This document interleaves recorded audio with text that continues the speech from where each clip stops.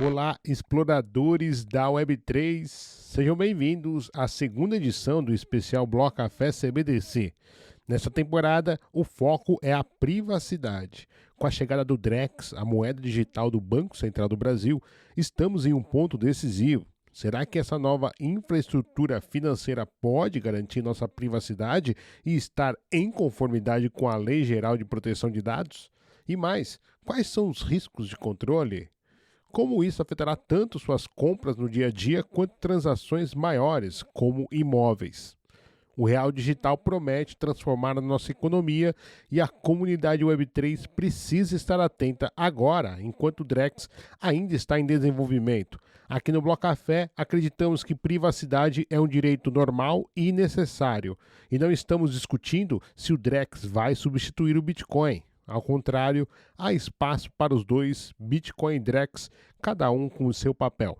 Nos 5 episódios desse mês, vamos abordar tudo isso: os riscos de controle, os desafios regulatórios da privacidade, as soluções que a indústria está testando e o estado atual do Drex com o próprio Banco Central. Encerramos com um painel especial sobre segurança e privacidade com especialistas. Este conteúdo chega com o apoio da Zcash Brasil, que também defende que privacidade é normal. Além de nossos parceiros de mídia, FinTrender, BlockDrops, Papo de Pelicano e BinCrypto Brasil. Agora é a hora de garantir que nossos direitos e a privacidade estejam protegidas no código. Eu sou o Ai e você está no Bloco Café, o seu mapa da Web3.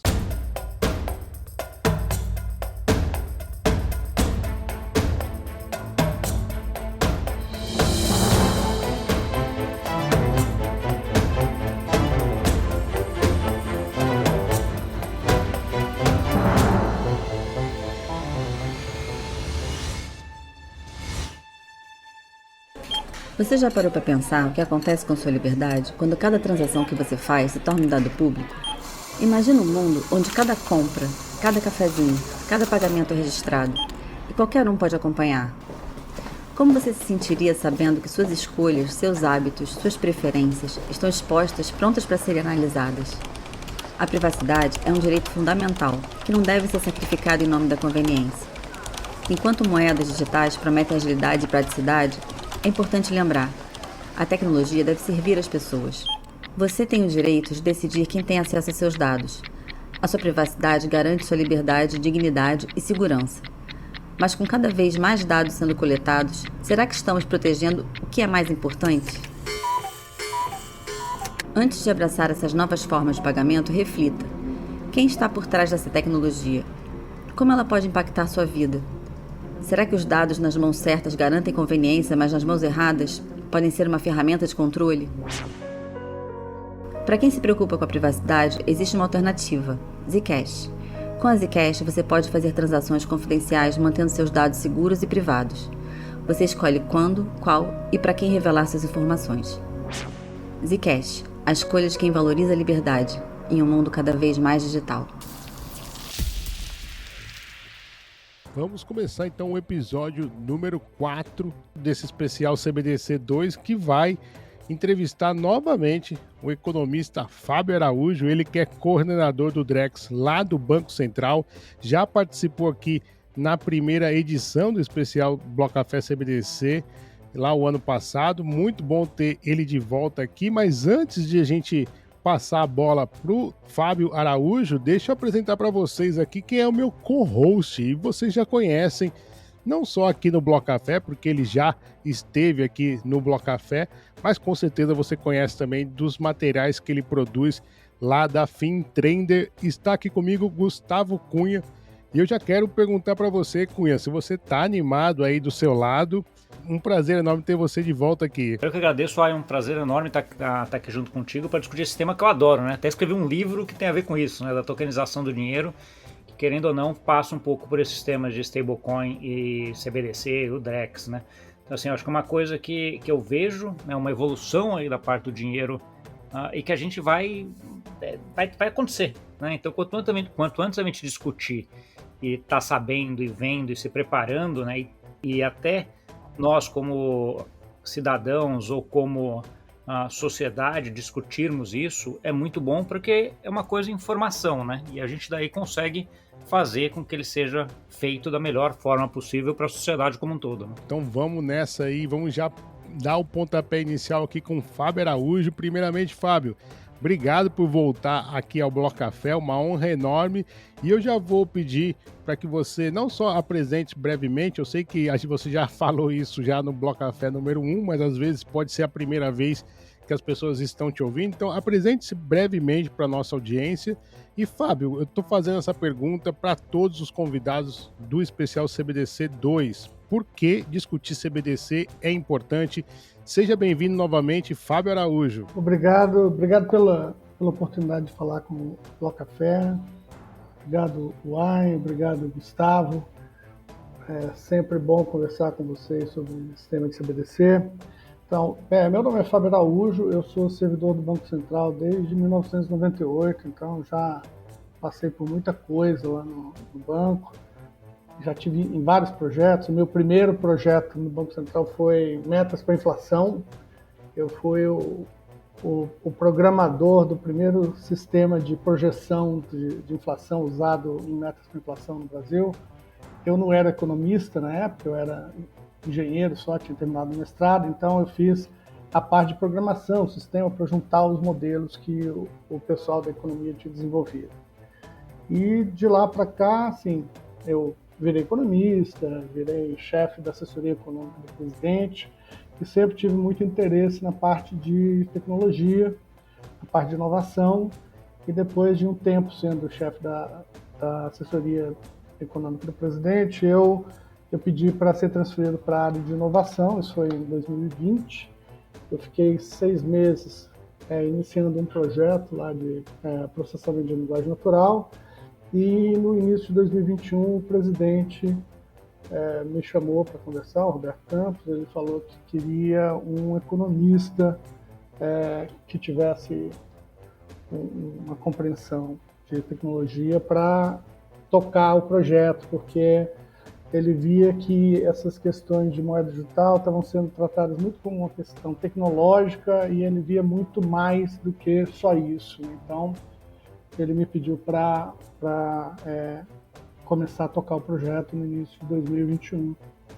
E aí a pergunta que você fez, por que a gente precisa, por que é importante a gente discutir CBDC? Essa é uma pergunta muito interessante para o Brasil, né? Porque se você pensar em CBDC só para pagamento, a gente não precisava estar discutindo. Há algumas semanas o Banco do Canadá anunciou que eles não vão fazer CBDC. E a CBDC que eles decidiram que não vão fazer é a CBDC que a gente decidiu que não vai fazer, isso lá atrás nas discussões de 2021. A gente não precisa de uma CBDC para pagamento de varejo, para pagamentos rápidos. A gente já tem isso resolvido, tem vários países tentando atacar esse problema. E como a gente já tem um sistema bom de atacado, um bom sistema de varejo, a gente olhou para essa tecnologia com uma oportunidade. O que mais que isso podia trazer, né? Então, a gente viu a oportunidade de democratizar o acesso ao mercado financeiro, tanto do lado do consumidor quanto do lado do prestador de serviço. Baixar a barra de entrada para fintechs, ajudar startups a entrar no sistema, uma padronização maior, uma abertura maior da informação, e com isso você conseguir levar novos produtos mais baratos e mais de acordo com a necessidade da população. É isso que a gente vê nessa tecnologia de ativos digitais, e a CBDC do Brasil é isso, nessa base da plataforma de ativos digitais para democratizar o acesso a serviços financeiros. Eu entendo plenamente, eu acho que uma das discussões que você já puxou aqui é a discussão sobre CBDC para pagamentos, né? Que o Brasil já tem um sistema bastante avançado, e o Pix aí foi uma implementação muito bem feita nos últimos anos, né?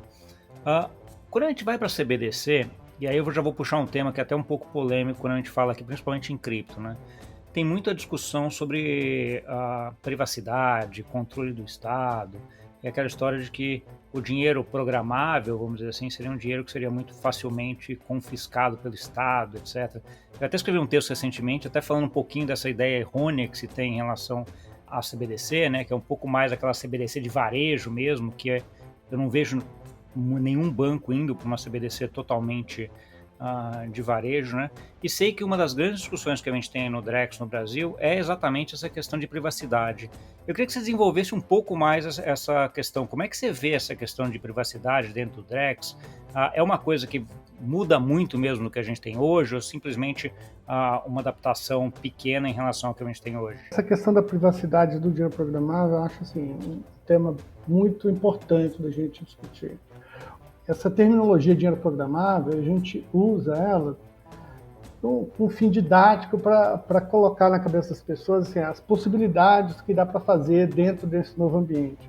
Mas se você for analisar o termo dinheiro programável a fundo, você vai ver que ele é um termo contraditório, né? Porque o que é o dinheiro?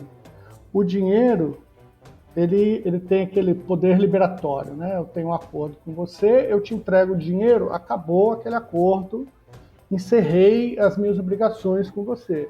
Se você coloca programável, é porque ainda tem condições que vão ser testadas. Então o dinheiro não tem mais esse poder liberatório, se você chamar o dinheiro de dinheiro programável. Então, se é dinheiro, não é programável. Se é programável, não é dinheiro. É programável, é um acordo que eu tenho entre você, é um contrato, é uma espécie de pagamento programado ou de pagamento condicional. Aí sim, a gente usa de uma maneira mais ampla a terminologia dinheiro programável, mas ela tem esse risco que a gente vê que acontece muitas vezes. As pessoas pensam, pô, então peraí, o meu dinheiro agora ele vai ser condicional? Não, dinheiro não é condicional. Dinheiro é dinheiro. Se você pensar num food stamp, por exemplo, que tem lá nos Estados Unidos, um programa de distribuição de vouchers para alimentação.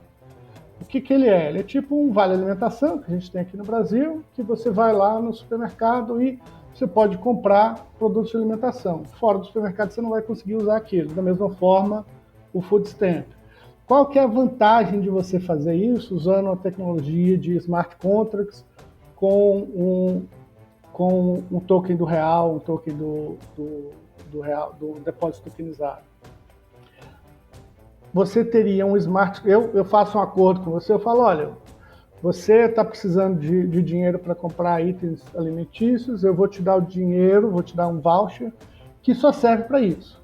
Aí você vai ao supermercado, passa a custódia daquele smart contract para o supermercado, o smart contract checa as condições e aí já vira dinheiro na hora. Então, ao invés de ser um arranjo fechado, onde você tem problemas de eu tenho que contratar com a empresa tal para poder liquidar esse voucher depois, onde é que eu levo esse voucher depois para transformar em dinheiro? O smart contract já transforma na hora, então para a pessoa que recebe é dinheiro. Então quando você for receber o seu salário, você vai receber dinheiro, você não vai receber um voucher, ninguém recebe um voucher. Claro que você pode receber um vale alimentação, que é um voucher, e ele vai ter condicionante, mas ninguém chama vale alimentação de salário, né? Então, esse que é o ponto principal assim, nessa questão, é você diferenciar o que é dinheiro, deixar claro o que é dinheiro e o que não é dinheiro, o que é um acordo, o que é um adicional que eu fiz um acordo com você e só vai ser cumprido aquela liberação de liquidez em determinadas condições. Como você tem crédito direcionado e várias outras coisas que podem usar isso. Mas o ponto fundamental é o que é o dinheiro, né? E dinheiro não tem condicionante e o token do real digital foi construído assim, ele não tem condicionante, ele tem só aqueles condicionantes lá da autoridade que estão descritos no documento inicial e que a gente vai publicar o RC dele direitinho depois que a gente terminar o processo de auditoria. Então, nesse aspecto, as coisas são muito parecidas com o que a gente tem já hoje em dia, né? A diferença básica é se você pensar no dinheiro como o dinheiro em papel. Se você tentar comparar o dinheiro digital com o dinheiro em papel, a gente fica numa situação que se complica muito para a prevenção à lavagem de dinheiro. Então, a gente não consegue dar essas características, a não ser que a gente limite muito o uso, que é o que alguns países estão querendo fazer. Você fala, olha, eu vou dar uma característica de papel moeda a esse dinheiro, mas eu vou ter que limitar muito o uso para evitar questões de lavagem de dinheiro. No nosso caso, a gente tem a versão online, que ela se parece muito com as relações financeiras que você tem. Então, em termos de privacidade, ela se compararia com as relações financeiras que você tem normalmente no mercado atualmente. Um depósito bancário, uma custódia de um título, de um CDB. Então, tem essas informações que estão disponíveis no sistema. Quando a gente tiver um sistema offline que seja passível de implantação, aí você pode ter um nível de anonimidade maior. Só que, em compensação, você vai ter que ter limites para usar aqueles recursos, porque senão a gente sabe que se hoje o pessoal transita com malas com milhões de reais por aí, se for no smartphone ou no notebook e não tiver limite, as coisas vão explodir, né? Então, a gente tem esses cuidados, mas a privacidade é um ponto fundamental, e aí eu reforço, a privacidade está definida lá na Lei Geral de Proteção de Dados do indivíduo. É aquele nível de privacidade que é o nível de privacidade da vida digital, que foi acordado aqui no Brasil.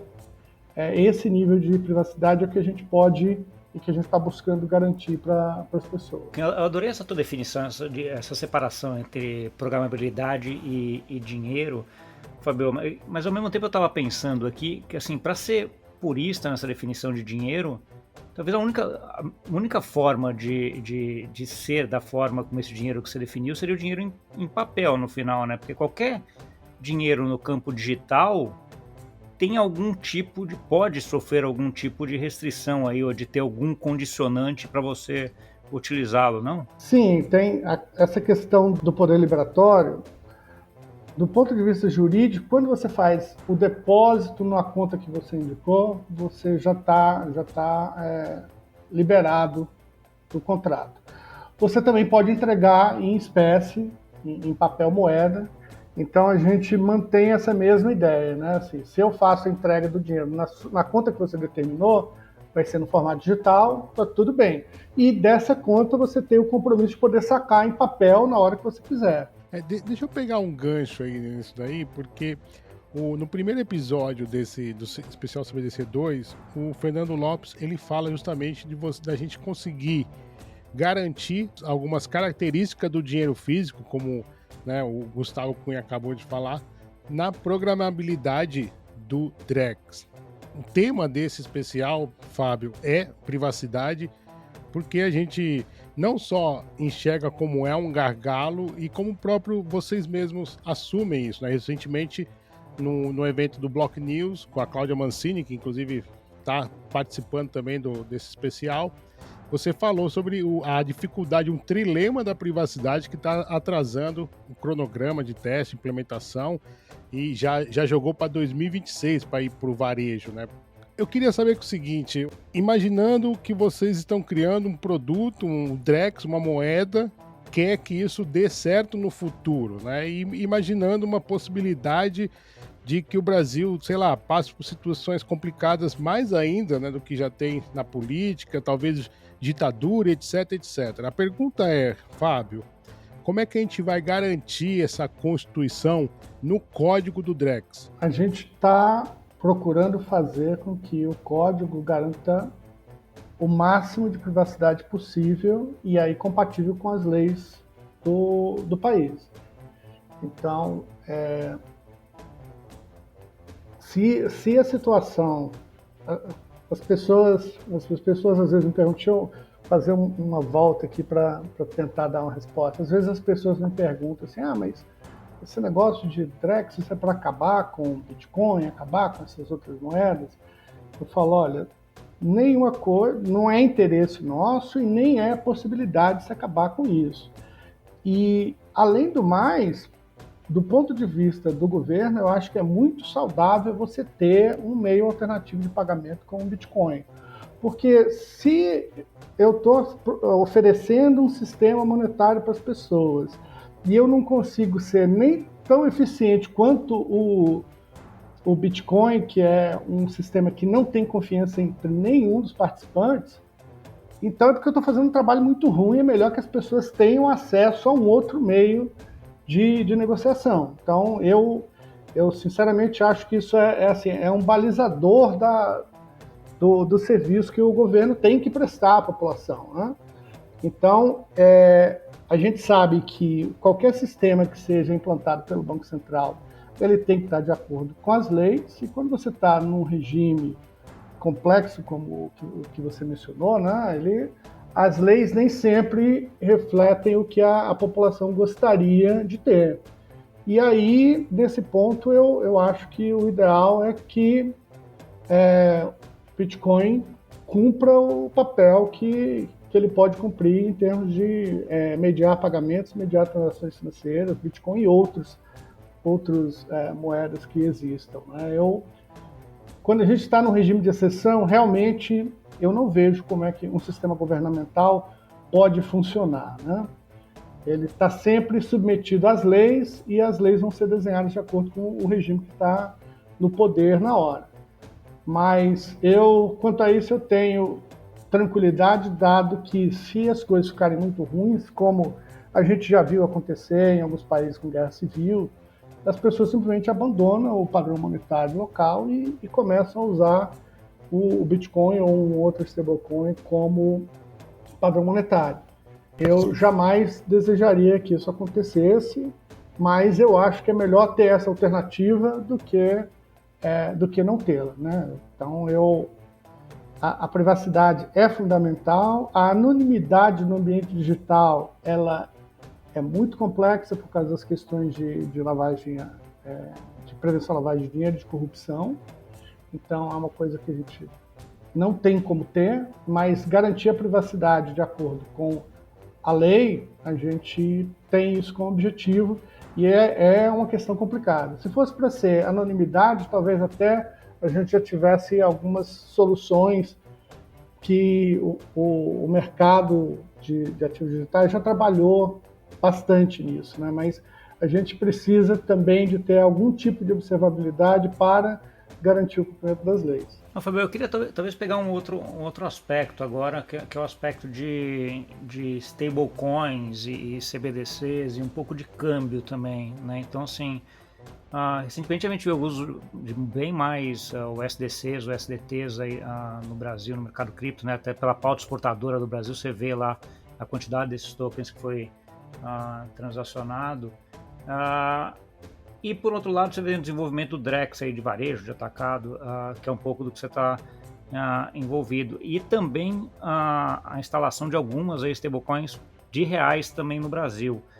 Como é que você vê toda essa bagunça de stablecoins, CBDCs no mundo e dentro desse ambiente de FX, de câmbio, né? Então, o Brasil ainda tem um sistema de câmbio bastante fechado se comparado a outros países, né? Como é que vai juntar isso aí tudo? As stablecoins, elas têm, do ponto de vista do gestor da política monetária, tem dois tipos, né, pra gente. Tem a stablecoin em moeda estrangeira e a stablecoin em moeda doméstica.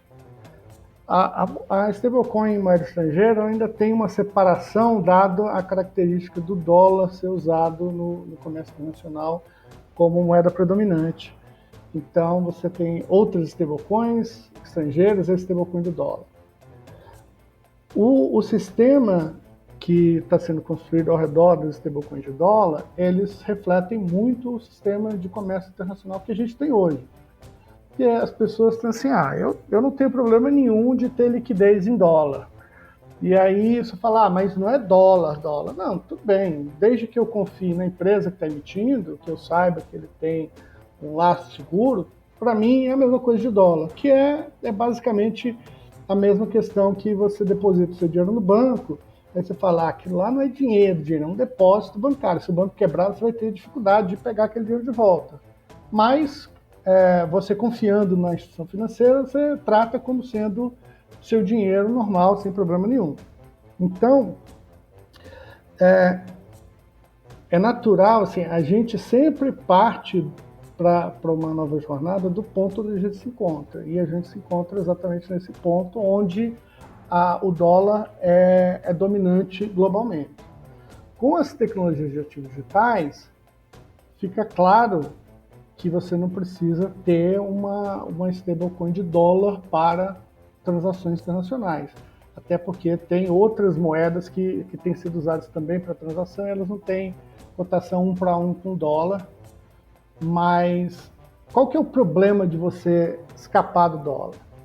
O problema de escapar do dólar é que o camarada que vai receber a moeda, ele vai falar assim, poxa, isso aqui para mim é liquidez, eu vou conseguir transformar isso no que eu quiser depois, eu sei o valor desse negócio, então tem primeiro essa questão da liquidez.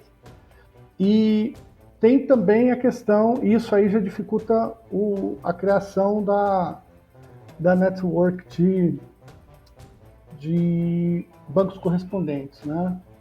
Assim, você vê várias soluções de pagamentos internacionais surgindo, que são ótimos, mas que ninguém usa, ninguém quer usar porque ninguém usa.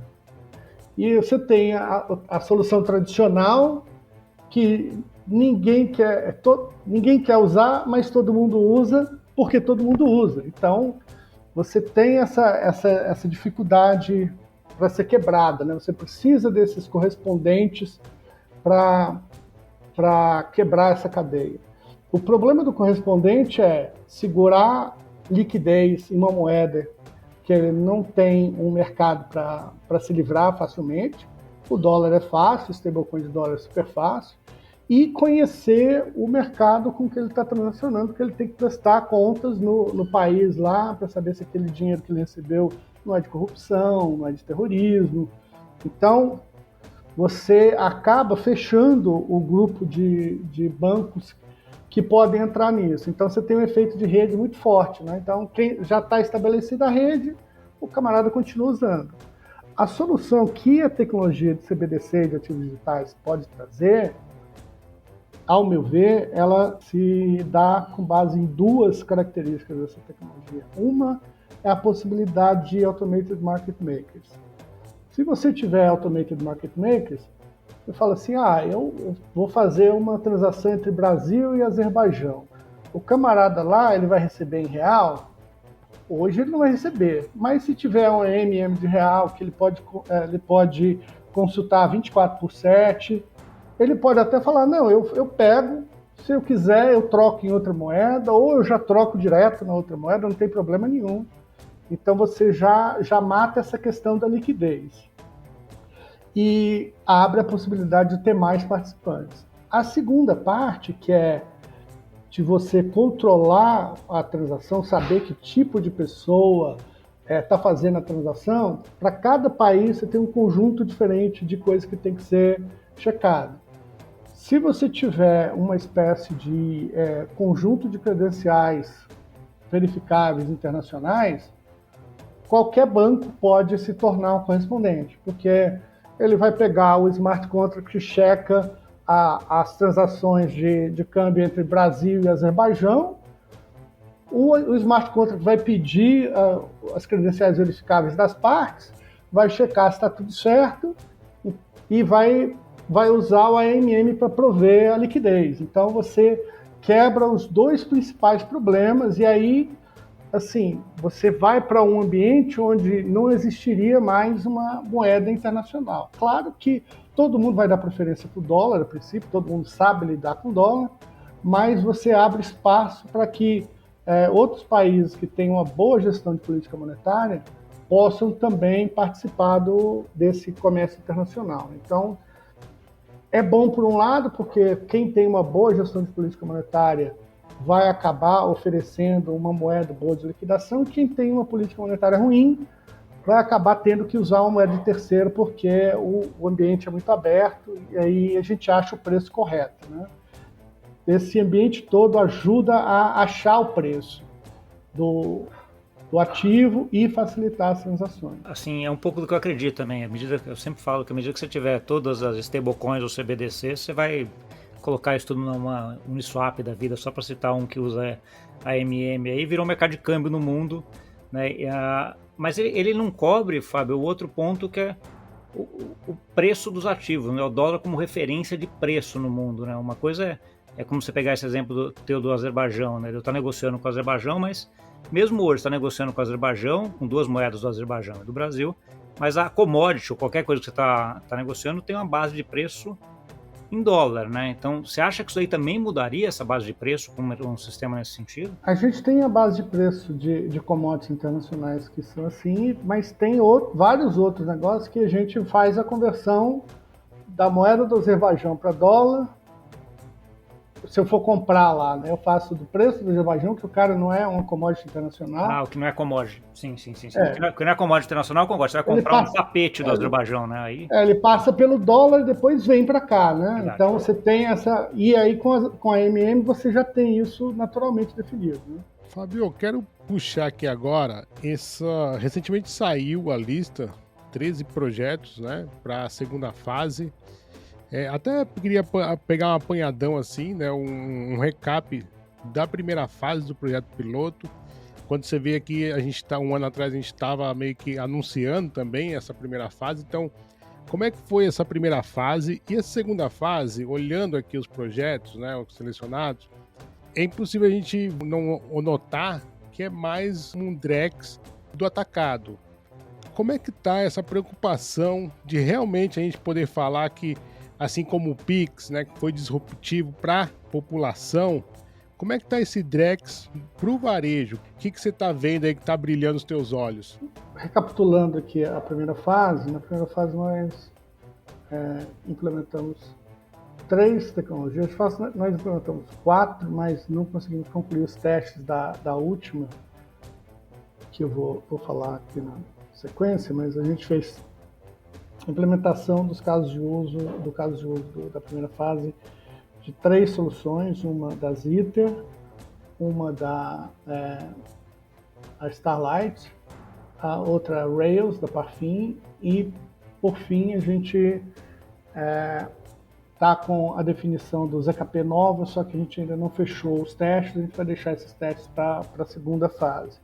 O que a gente observou é que nenhuma das soluções ela garante todo o arcabouço legal brasileiro. Algumas elas conseguem proteger, mas não dão nenhuma monitoração para o Banco Central. Outras você consegue monitorar, mas o desenvolvimento do contrato ele é muito complexo e a gente acha que, dadas as características, isso dificulta o uso, porque a ideia é você desenvolver contratos cada vez mais complexos. Outras soluções elas têm um custo computacional muito elevado, então demora demais. Isso até poderia ser aplicável para algumas soluções de valor mais elevado, mas para soluções do dia a dia das pessoas não seria factível. Então, a gente tem algumas soluções implementadas que ainda precisam amadurecer. E essa segunda fase a gente selecionou, a gente solicitou casos de uso para os participantes, para que a gente pudesse interagir outros casos de uso com essas soluções para tentar amadurecer mais ainda. E está aberta a possibilidade de que algum participante apareça com uma outra solução que a gente teste, que ele queira testar, está aberta a possibilidade. Então a gente quer, nessa segunda fase, amadurecer as soluções de privacidade usando os casos de uso que foram apresentados e também discutir um pouco de como é que é essa convivência entre vários smart contracts diferentes na rede que foram produzidos por diversos participantes. Na primeira fase, só quem produziu smart contract foi o Banco Central. Isso não é a intenção do Banco Central, isso é só porque era o primeiro caso de uso. A partir de agora, o desenvolvimento dos casos de uso é feito pelos usuários, pelos participantes do piloto, e a gente tem que ter uma maneira segura de fazer deploy desses códigos. Então tem essa discussão. Agora, quanto a levar para o varejo, eu particularmente acho interessante os casos de uso que você tem crédito colateralizado. Então, se você tem lá o crédito colateralizado em título público federal ou crédito colateralizado em CDB, esse eu também acho que vai ser mais para empresas, mas título público federal é uma forma de investimento que, se a gente olha, hoje ela tem uma participação muito pequena da população, porque tem uma dificuldade muito grande de acesso. A gente olha os dados, a gente vê, poupança é o campeão. Então, se você pegar o último relatório da Anbima, você vai ver lá que poupança é o campeão. Então, o brasileiro, se você for falar o que o brasileiro investe, é a conta poupança, é isso. E isso é gente que tem doutorado, gente que trabalha em vários campos. Se for fora do mercado financeiro, as pessoas têm muita dificuldade de acessar o mercado. Aí, com a facilidade das UX, agora a gente tem 2 outros que entraram, que é BEX, que é uma situação complexa, a gente está vendo toda essa discussão, e tem cripto. E Pets tem vários outros componentes, então eu não vou falar muito disso, mas assim, cripto tem a questão de que a UX é simples. O camarada pode entrar lá na conta da IP dele, do Instituto de Pagamento, e comprar R$50, R$100 de cripto e colocar na carteira dele com 4 a 5 cliques. É um processo super simples. Então, esse processo é simples porque tem gente interessada em oferecer, em fazer a corretagem, e as pessoas estão interessadas em explorar. Então, com essa tecnologia, a gente pode fazer o acesso ao Tesouro Direto tão simples quanto esse acesso a cripto ou a qualquer outro ativo digital. Uma vez que você tem lá uma carteira de cripto ou de Tesouro Direto que você está juntando, e chega na Copa do Mundo, você quer comprar aquela televisão de 50 polegadas, 65 polegadas, o crediário, a gente sabe que o financiamento para consumo aqui no Brasil é super caro, mas se você usar isso como garantia, você aumenta muito a atratividade para a população. E esses 2 serviços, eu vejo assim, não tem como eles não serem implementados, né? Porque por que eu não abriria uma fintech para vender título público federal? Não tem risco nenhum, né? Eu só faço a corretagem, eu compro título público federal de um lado e entrego do outro. E não fico não preciso nem fazer a custódia, eu fico com a custódia na carteira dele lá. Então, assim, é basicamente ganhar a corretagem de graça. E se o pessoal não quiser fazer, ou os bancos grandes não quiserem fazer empréstimo para colateralizado em título público, eu posso abrir uma fintech, um crowdsourcing do estilo mais tradicional, ou uma essas fintechs que a gente tem de crédito, que já tem a regulação no Brasil hoje. Eu posso captar com o risco de Selic, emprestar cobrar um spread para oferecer para quem está captando. Todo mundo vai ter interesse, porque é um negócio que não tem risco, tem o risco de Selic, você vai ter mais 1% em cima. Uma fintech fazendo isso tem como ganhar muito dinheiro, então não tem como esse serviço não aparecer, né? Então eu acho que o crédito colateralizado ele vai ser assim, uma forma fácil de chegar amplamente à população. Além disso, a gente tem outras aplicações interessantes de moeda social, que a gente tem conversado com algumas regiões do país, mas isso é um pouco mais de nicho, né? Não é para o país inteiro. E eu acho que o mais importante, assim, a gente precisa ter a base dos ativos funcionando no atacado para que a gente possa construir os serviços para o varejo. A gente tem trabalhado na maturação dessas propostas já desde o princípio, né? Uma das diretrizes a gente tem que levar essa tecnologia para a mão do usuário final. Aí o camarada precisa de saber como emitir uma debênture para facilitar que uma pequena empresa consiga emitir essa debenture, ou um FDIC, ou uma outra coisa para pequenas empresas e outros produtos que devem surgir também para a pessoa física. Essa primeira fase é a primeira população de ativos e de serviços no Drex. A gente vai abrir agora, essa semana, dia 7 de outubro, a gente vai anunciar a chamada para a segunda leva de projetos, e aí a gente espera receber projetos que já levam em conta os projetos que estão lá, os ativos que estão, para interoperar e gerar outros serviços que possam ser utilizados pela população. Acho que tem uma coisa que você comentou aqui que me chamou bastante atenção, e que sempre me chama quando a gente conversa, Fábio, é um pouco desse aumento de competitividade que o Drex acaba trazendo para o sistema financeiro como um todo, né? Aquela ideia de que o banco não fez, vai ter uma fintech que vai fazer, não é possível que não tenha, porque vai ser um negócio que vai ser fácil de ser implementado e tudo, e que eu acho também que a gente está indo nesse cenário. Eu tenho um pouco de preocupação quando a gente vai para isso, até pegando um pouco de cripto, que é o que eu vejo acontecendo em cripto? É uma pulverização muito de liquidez, dado esse monte de rede que a gente está criando dentro de cripto, né? Então, assim, são várias blockchains, né? Então, assim, Layer 1, Layer 2, 0, então você tem várias que estão sendo criadas, então você acaba pulverizando um pouco e virou uma briga por liquidez em todas. Aqui no caso do Drex, a gente provavelmente não tem isso nesse começo, porque assim, a ideia vai ser uma infraestrutura centralizada ali, Hyperledger, Bezu, tal, etc., que nem a gente já comentou. Mas ao mesmo tempo que eu vejo isso do lado de cripto, que são essas várias redes, quando a gente pega a história da internet, por exemplo, aquele negócio tinha um monte de intranets e que depois virou essa internet que acabou consolidando tudo, né? Então assim, a gente até já conversou, falou assim, não dá para a gente utilizar no Drex uma rede pública ainda por N razões, né? Privacidade é um deles, né? O pseudo-anonimato delas é um deles que a gente já falou.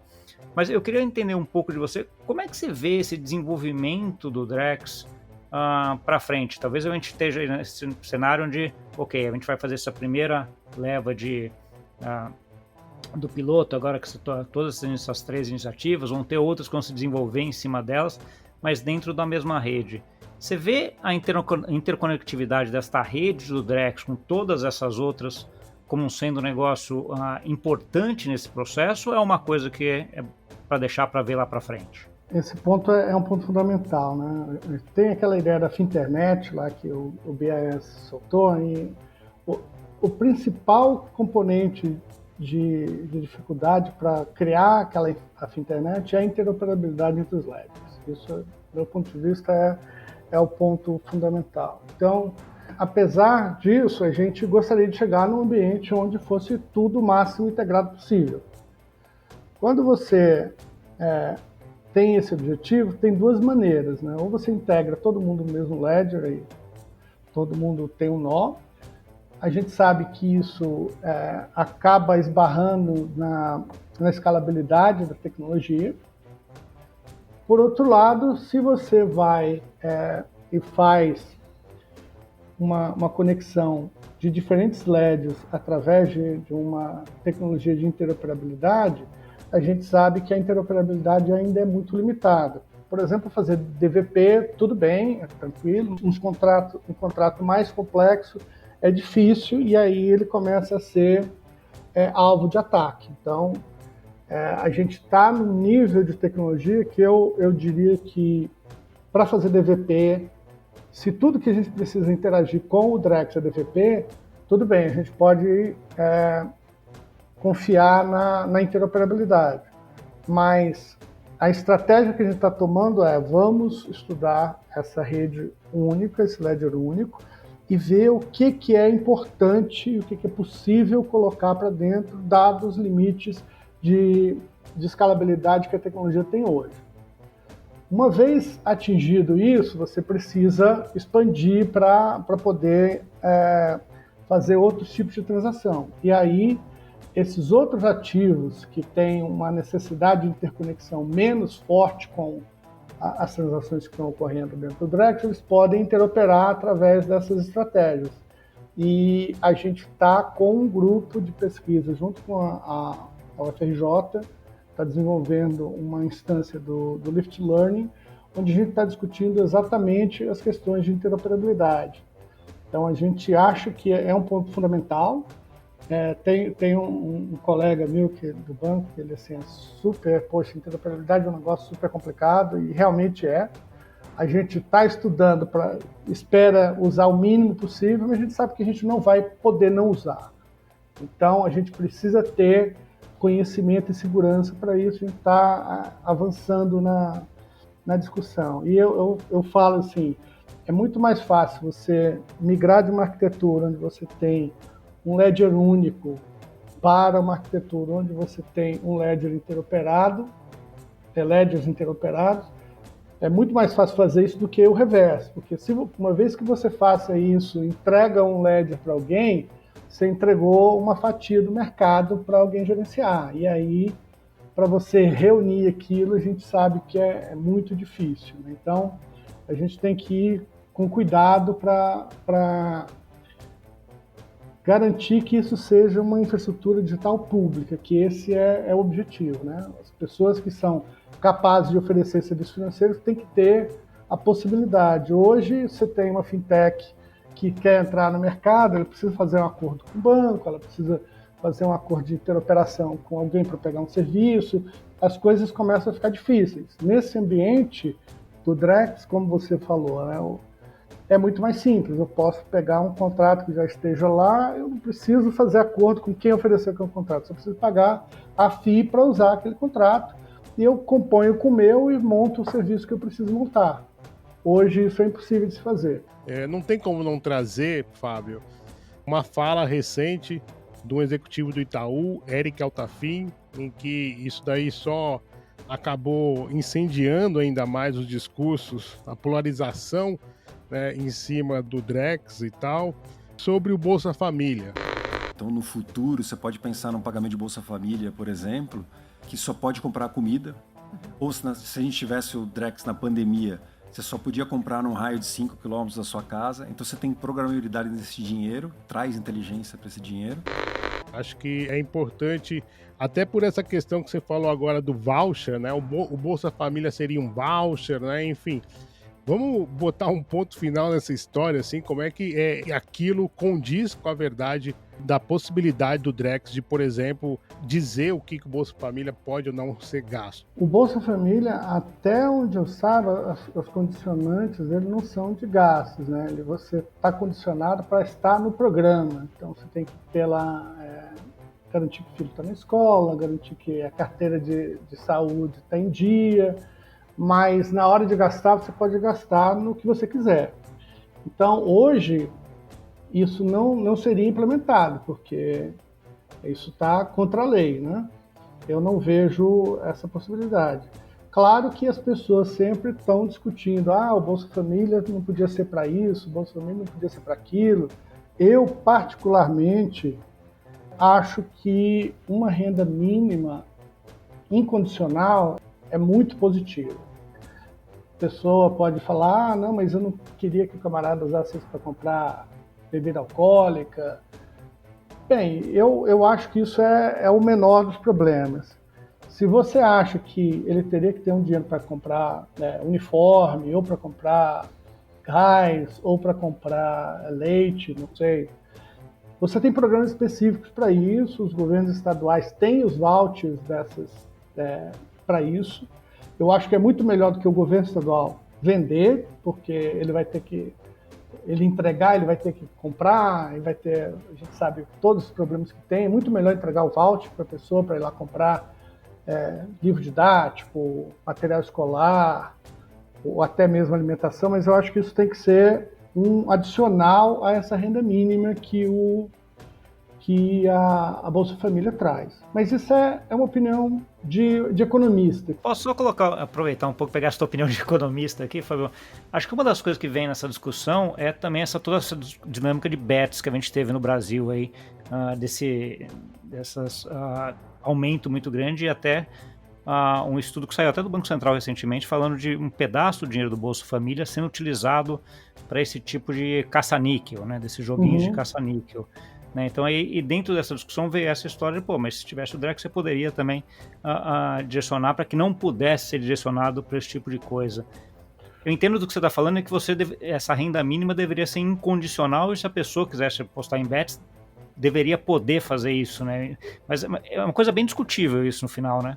Isso é uma questão discutível. O problema é que quando você começa, vamos impossibilitar a bet. Quem define o que pode e o que não pode, né? Não pode bet. Então também não pode bebida alcoólica. Também não pode bebida alcoólica, também só pode pagar ônibus no dia de aula e de trabalho, não pode. Aí você começa a fazer as coisas e assim, a gente nunca sabe onde vai parar, né? Então eu acho que é uma situação, é uma discussão complexa. Eu acho que não é a questão do bet, é uma situação muito mais complexa do que só isso, né? Tem outros fatores que têm que ser levados em consideração. Até aproveitar um pouquinho que você comentou, Fabio, sobre essa dinâmica de títulos públicos tokenizados, que é uma das coisas que vão testar agora. E a gente está vendo, assim, se você acompanhar no mundo, você vê aí um aumento desses tokens de títulos públicos, né? Alguém chama até de RWA ali, não sei se é ativo real mesmo, mas assim... Mas ainda é muito incipiente, né? Então você vê até, você vai pegar título público americano, que é a maior dívida do mundo, né? O maior mercado do mundo, acho que não chega a 2 bi agora, tá chegando, passou recentemente 2 bilhões de dólares de emissão disso. Não deveria estar mais rápido isso? Ou eu que estou muito no mercado, estou achando que o negócio está demorando muito? Porque assim, parece que isso é um negócio tão eficiente, tão melhor do ponto de vista de tecnologia, mas está ali muito devagar. Como é que você vê isso daqui? O RWA, primeira coisa, que isso é um ponto que muita gente me pergunta, né? Que tem a definição lá de ativo real. E RWA é ativo do mundo real. A contraposição do RWA é o ativo virtual, né? Não é o ativo financeiro. Que a contraposição do ativo real é o ativo financeiro. Então tem essa divisão, esse nome realmente ele causa muita confusão, mas o problema aí por que o título público tokenizado não cresce tanto, né?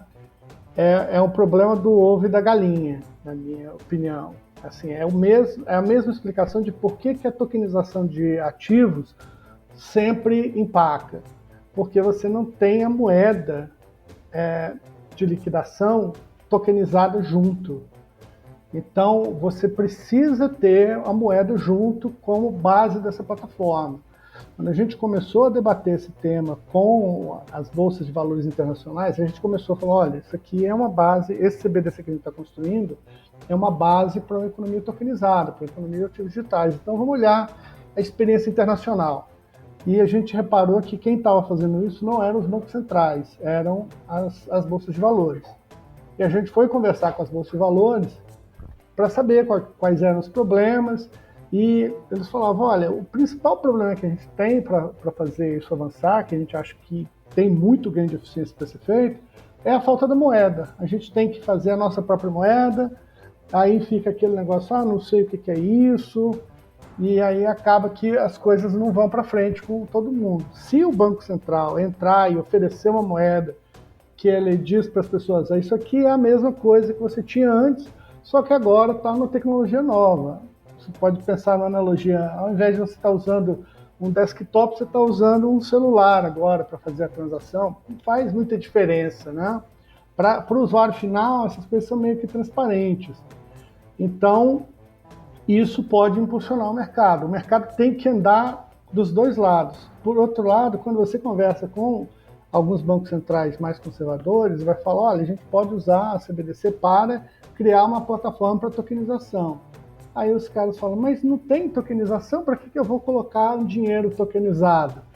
Então fica, não tem dinheiro tokenizado, para que eu vou colocar um título tokenizado? Não tem título tokenizado, para que eu vou colocar dinheiro tokenizado? Então é o problema do ovo e da galinha que eu falei anteriormente. Alguém tem que ver que isso tem valor e trazer isso como uma política, que é o que o Banco Central está fazendo. Deixa eu só pegar um pouco desse lado, porque assim, a discussão que eu tenho de CBDC é muito isso, né? CBDC, na verdade, vai ser um token dentro de uma infraestrutura, né? Que pode ser uma rede permissionária ou não permissionária, né?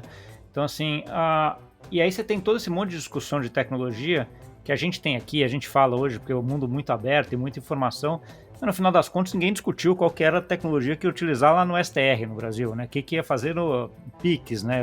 Até pouca gente sabe como é que é o arranjo por baixo ali do sistema de pagamentos instantâneo do Brasil, né? Aqui no Drex, a gente tá, Drex e CBDC, essa discussão é muito evidente para mim. É para mim, porque eu estou muito dentro disso e acabo vendo muita tecnologia. Fábio, você acha que é uma discussão que também está vindo muito a público, uma discussão que talvez não fizesse nem sentido vir aí? Eu concordo com você no ponto de que o estágio que a gente tem que estar envolvendo os stakeholders que vão implementar, que vão oferecer serviço, que é uma plataforma, né? É esse problema do ovo e da galinha novamente. Se eu fizer uma plataforma de CBDC, ela está completa, tem tudo que eu quero para funcionar o mercado, eu lanço, não tem produto nenhum. Então, essa plataforma não serve para nada. Eu preciso desenvolver a plataforma de forma concomitante ao desenvolvimento dos produtos que vão operar nessa plataforma, os serviços que vão ser oferecidos nessa plataforma. Por isso, esse esforço de comunicação que a gente fez agora e que a gente não fez no Pix. Que a gente fez no Pix já o esforço de comunicação para levar o produto final. Olha, o produto está aqui. Se a gente usasse essa estratégia do Drex, a gente chegasse, o produto está aqui. O que é isso? Isso aqui serve para quê? Não serve para nada. Vocês têm que construir os serviços. Então, dada essa característica de plataforma, é necessário estar com esse debate sempre aberto com quem é o potencial fornecedor de serviço nessa plataforma. E aí a gente está falando com banco, com IP, com empresa de cripto, com todo mundo que entende dessa tecnologia, entende das possibilidades desse mercado e pode trazer novos serviços. Bom, o papo está muito bom aqui, mas já vamos nos encaminhando para a parte final aqui. E se você, no meio dessa conversa toda aqui, está em dúvida o que é privado, o que não é privado, eu não tenho dúvida, Zcash é a moeda que garante a sua privacidade. Você escolhe o que e com quem quer compartilhar os seus dados. E é a Zcash que traz a sessão de perguntas para a comunidade. Horas antes da gravação, sempre solto ali no LinkedIn, no Twitter ou no Telegram o que você perguntaria para o Fábio Araújo. E tem bastante pergunta aqui para o Fábio. A gente vai tentar fazer todas aqui. Vou começar com a própria comunidade lá da Zcash. A Bloom perguntou aqui, se a privacidade financeira no sistema tradicional já está comprometida, de que forma o Drex pode intensificar esse cenário?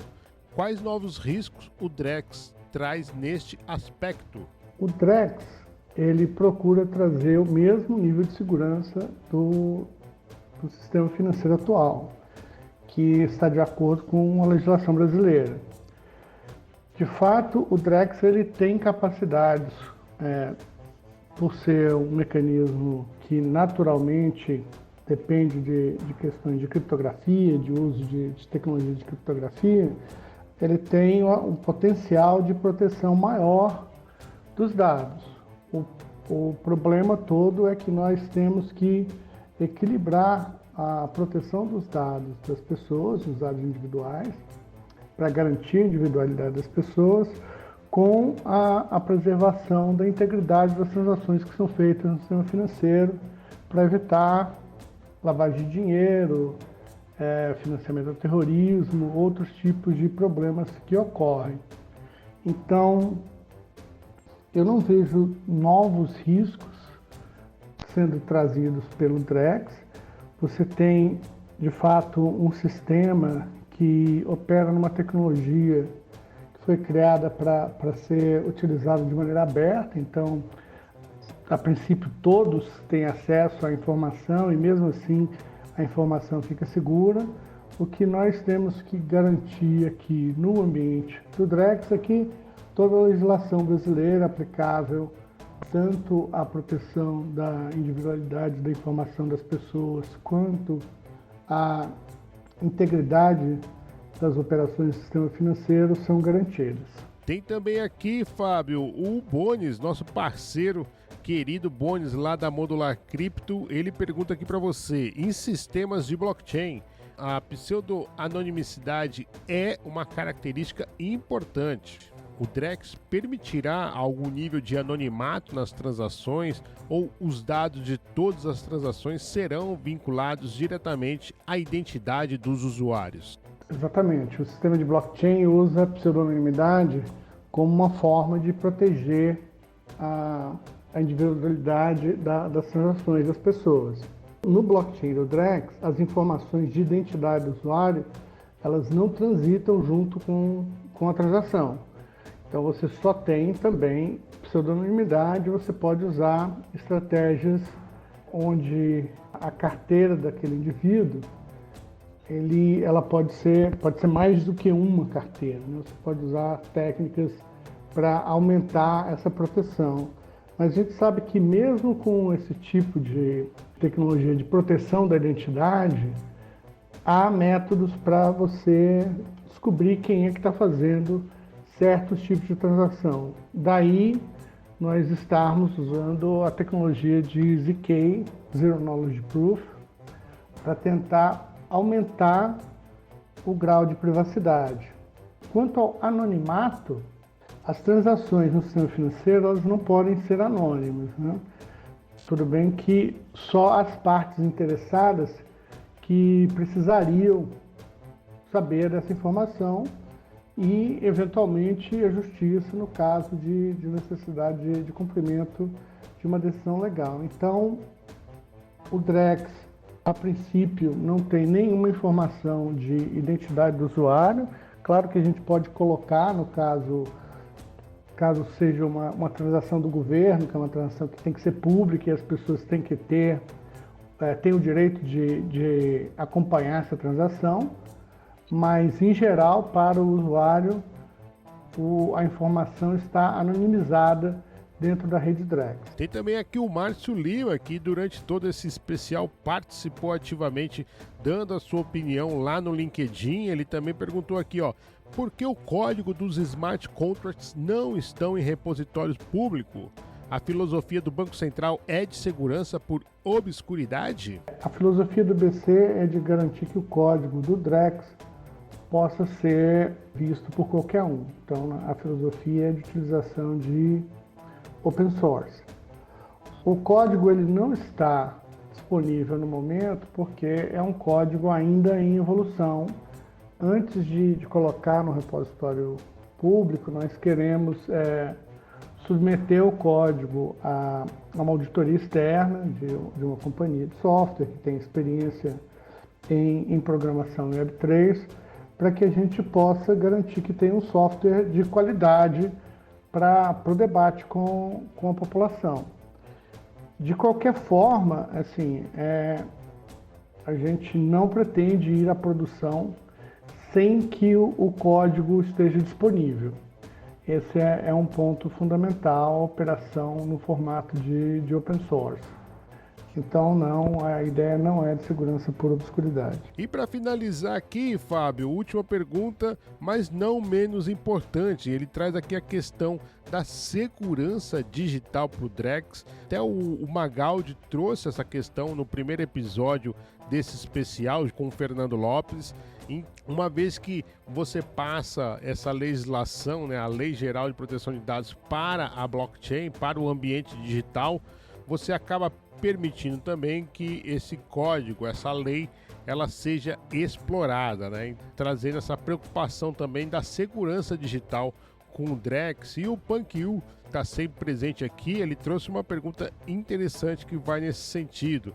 Diante dos recentes vazamentos de dados do Pix, como a gente vai ter garantia de que o ambiente Drex será mais seguro? Toda a informação que transita pelo Drex, ele transita numa rede privada. Não é nenhuma rede privada virtual, uma VPN, é uma rede privada mesmo. É uma espécie de internet entre os participantes do sistema financeiro, que é a rede do Sistema Financeiro Nacional. Essa é uma rede que já existia antes da internet para as comunicações básicas, com os protocolos básicos que haviam à época, e ela foi se modernizando e hoje ela opera com os protocolos de internet convencionais, mas você não tem acesso físico a essa rede, ela é uma rede privada. Agora, quando a gente trata das questões de privacidade dos indivíduos, a gente vai além desse nível de proteção. Então vamos pensar que o Drex ele fosse um sistema, uma rede aberta. O que uma rede aberta garante?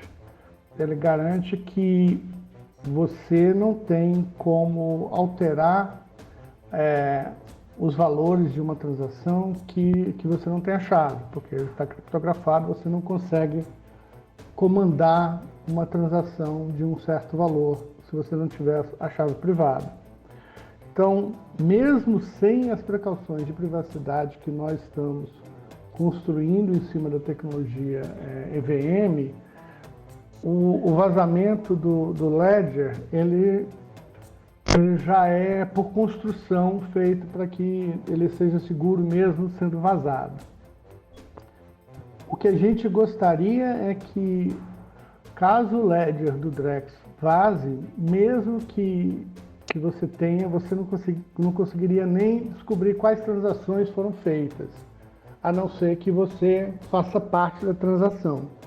Então, a gente está construindo em cima de uma tecnologia que foi feita para garantir a integridade da informação, do formato da informação no ambiente público, e a gente ainda está acrescentando um nível de proteção a essa informação. Então, o Drex tende a ser até mais seguro do que os sistemas que nós temos hoje em operação. Porra, que maneiro. Fábio Araújo, mais uma vez aqui destilando sua elegância. E é muito maneiro, né, ver o quão aberto você tá ao diálogo e trocando ideia aqui, né? Vi aí até um modelo de ave no Drex, né? Colateralizando aí dívidas. Enfim, muito interessante isso. Muito obrigado, Fábio, por você participar mais uma vez do especial CBDC. Eu queria passar para você as considerações finais e contasse aí para a nossa audiência aí o que ela pode esperar do Drex 2.0, a fase 2 do projeto piloto. Obrigado, Fábio. Eu que agradeço a oportunidade, a conversa foi muito boa, muito interessante. Sim, eu gosto sempre de reforçar, a gente está falando de tecnologia aqui, mas o que a gente quer é o resultado final de democratização de acesso ao serviço. Esse é o ponto fundamental. Então, daí todo o esforço da gente está sempre conversando com os participantes do mercado, sempre empurrando, olha, isso aí vai chegar na mão do consumidor como? Porque a gente só oferece a plataforma, a gente não oferece o serviço. Mas esse mindset, já que essa palavra tá famosa, esse mindset é parte do desenvolvimento do projeto desde o início. E agora, nessa nova fase, a gente vai trazer mais variedade de produtos que vão servir de base para a criação desses serviços para a população. Então, você tem lá vários títulos, né? Mas vários ativos diferentes, vários RWA diferentes, que você pode pensar, isso aqui é só para o atacado, mas para o serviço chegar no varejo, ele tem que ter uma base nesses ativos, e a gente espera que na segunda chamada agora, a gente vai fazer a chamada nessa semana, dia 7, a gente comece a receber produtos que já estão mais na ponta, né? Que possam usar essa base que foi construída agora com esses 13 casos de uso, que vai ser construída com esses casos de uso, e oferecer produtos que estejam mais na ponta, que cheguem na mão do consumidor.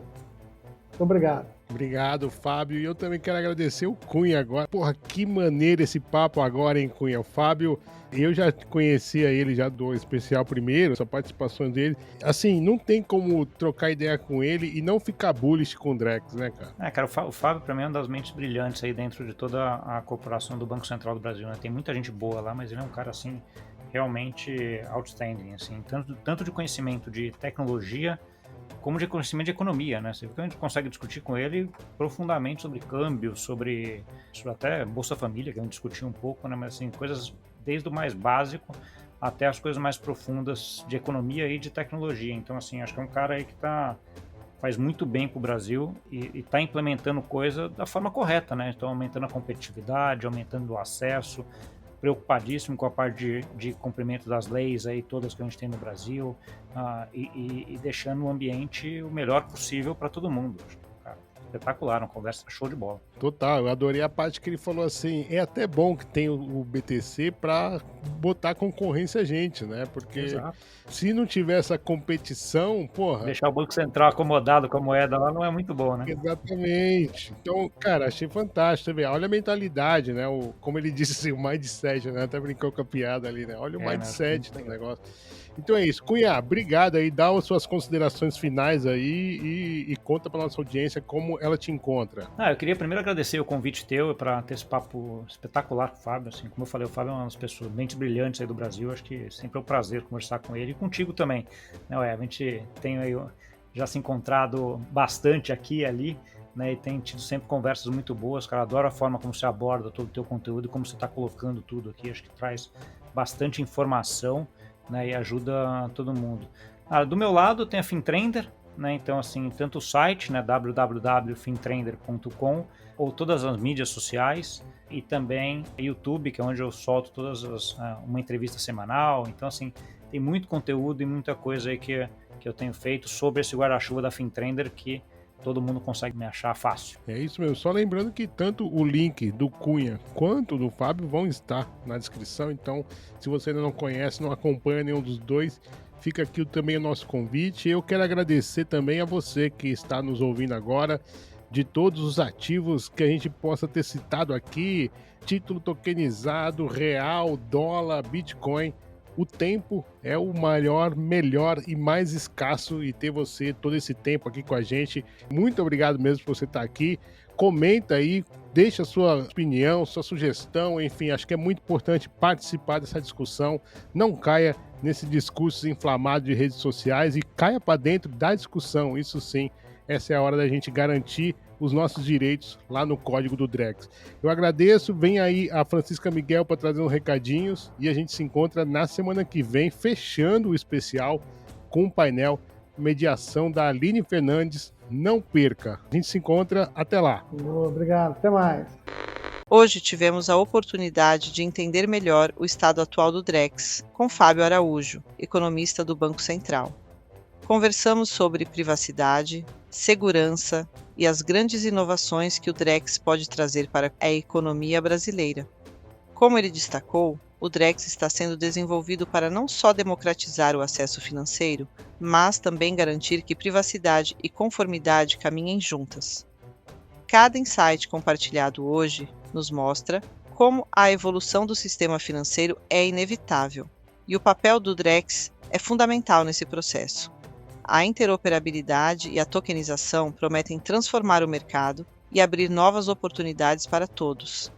Lembre-se, o especial CBDC 2 vai ao ar durante todo o mês de outubro, portanto, ouça os episódios anteriores para se aprofundar no assunto, com temas que vão desde os desafios regulatórios até os riscos de segurança e privacidade no mundo digital. Se você está interessado em como o futuro do dinheiro digital está se moldando, não deixe de acompanhar. Se você ainda não conhece, eu te convido a explorar a coleção de arte digital, inspirada nas conversas dos nossos podcasts, feita pela talentosa artista Lituânia. Cada episódio tem uma arte exclusiva, e o Mint é gratuito na Zora. Comece sua coleção agora e tenha uma lembrança única em sua carteira. E claro, o Bloco Café também está disponível em formato de newsletter, com ainda mais insights e conteúdo exclusivo. Todos os links, inclusive do Fábio Araújo e do Gustavo Cunha, estão na descrição. Como sempre, estamos aqui para ouvir suas dúvidas, sugestões ou propostas de parceria. Fale com a gente pelo Twitter, LinkedIn ou por e-mail blocafé@proton.me. Se você está nas redes descentralizadas, Lens ou Farcaster, siga-nos por lá também. Até a próxima, pessoal. Compartilhe este episódio, deixe sua avaliação e vamos juntos continuar explorando as CBDCs. Tchau!